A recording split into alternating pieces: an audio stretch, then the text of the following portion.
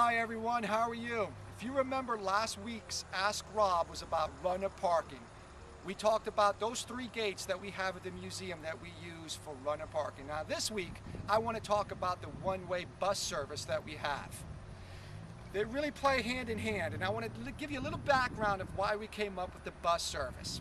Going back to those three gates, we want to use those three gates for all the runners who are driving in, parking, and moving on to the start line. What we want to avoid is having any vehicles come in through the gates, drop someone off, and try to exit out of one of those gates. That stops all of traffic. Again, we want to use those three gates at the museum all for ingress traffic and parking only. So the option we came up with for those folks who need to have someone drop them off is this, here at the Wright State University Nutter Center. We're going to have 10 buses this year. Last year we had 5. This year we're going to have 10 buses. The times are from 4:30 in the morning to 6:30. The first bus is going to be loading up about 4:25 and it's going to roll out of here about 4:30. The last bus for sure is going to only run at 6:30. So it's very, very, very important that you remember, if you're here after 6:30, you're going to miss the bus.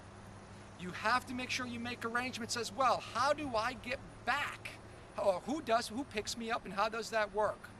Well, what happens is you have to tell whoever was going to drop you off that morning here at the bus service that they can come in through the museum gate after 8:30 in the morning. I want to stress that part again. It's very important that they come after 8:30 in the morning through the main museum gate. Once those arrangements are done, going back over here at the Nutter Center, you get into the bus. Now, this is only for runners. I have to make sure I stress this very importantly.